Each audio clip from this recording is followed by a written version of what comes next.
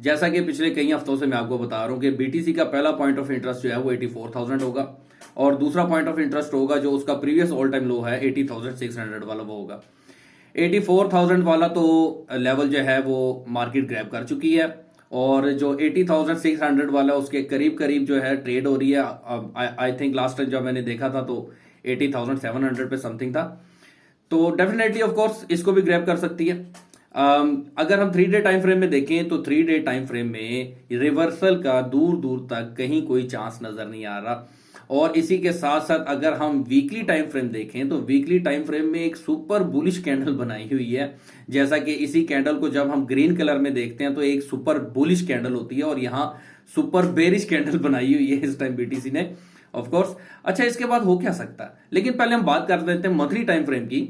अगर monthly time frame में हम देखें तो यहां पर भी एक सुपर बेरिश कैंडल बनाई हुई है, जैसा कि सुपर बुलिश कैंडल होती है अगर ये ग्रीन हो तो। इसके बाद क्या मूव एक्सपेक्ट हो सकती है? इसके बाद मूव जो है मोस्टली यही एक्सपेक्ट हो सकती है कि ऑफ कोर्स यहां पर एक और डिप आ सकता है और बेरिश हो सकती है, मार्केट डेफिनेटली हो सकती है। क्योंकि वीकली और मंथली टाइम फ्रेम में देखेंगे अगर आप तो कैंडल्स की क्लोजिंग और ये कैंडल्स जो होती हैं अगर ये ग्रीन होती हैं तो इन्हें सुपर बुलिश कंसीडर किया जाता है और अगर ये रेड क्लोज हो रही है तो सुपर बेरिश कंसीडर हो सकती है, ऑफ कोर्स। लेकिन दोस्तों देखो, मैं गलत भी हो सकता हूं, ओके, मैं गलत भी हो सकता हूं। अपना एनालिसिस करें, अपना जो है टेक्निकल एनालिसिस करें, अपनी रिसर्च करें, अपने आप को परफेक्ट करें। ये मैं जस्ट अपना पर्सनल ओपिनियन जो है वो शेयर कर रहा हूं। क्रिप्टो को मेरे बाप की नहीं है कि जो मैं बोलूंगा क्रिप्टो वही कर देगी, लेकिन ऑफ कोर्स जो प्राइस एक्शंस होते हैं या मार्केट बिहेवियर होती है ये बहुत कुछ सिखाती हैं। अब यहां पर अगर आप वीकली टाइम फ्रेम देखें तो वीकली टाइम फ्रेम में क्या चीज समझ में आ रही है? वीकली टाइम फ्रेम में ये समझ में आ रही है कि अगर वीकली टाइम फ्रेम 80,000 का जो लो था 80,600 का, इसको ग्रैब करने के बाद 80,000 पे ही कहीं क्लोजिंग दे देता है, तो यहां पर मोस्टली चांसेस ये हैं कि अगली कैंडल भी रेड होगी। अगली कैंडल रेड क्यों होगी? क्योंकि यहां पर जो अभी एट प्रेजेंट वीकली कैंडल है यहां पर फिर एक एफवीजी का एरिया क्रिएट हो जाएगा। ठीक है, यहां पर एक एफवीजी का एरिया क्रिएट हो जाएगा। मार्केट थोड़ा सा और नीचे जाएगी, 74 70 पे जाएगी ऑफ कोर्स।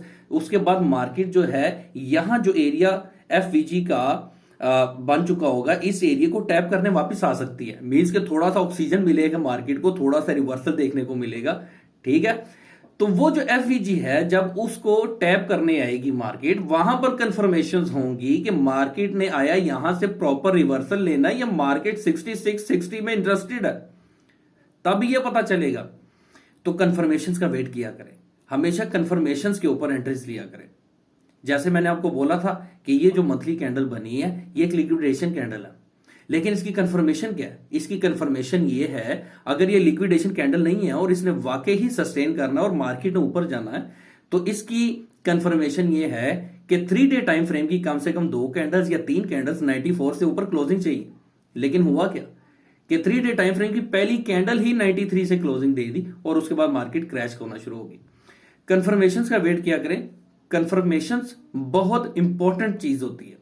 ठीक है, कंफर्मेशन के बिना जब आप एंट्री करेंगे तो हमेशा बुल या बेयर ट्रैप में होंगे। और इसके साथ साथ मैंने अपनी कम्युनिटी को रेडी रहने का बोल दिया, उन्हें अपने वॉलेट्स जो हैं वो रेडी करने का बोल दिया। इसकी रीजन क्या है? मैं अपनी कम्युनिटी के साथ कंफर्मेशन के ऊपर बहुत जल्द एंट्रीज करूंगा इंशाल्लाह, और होपफुली कि हम एक अच्छी रैली पकड़ेंगे और अच्छे प्रॉफिट्स जो हैं वो जनरेट करेंगे।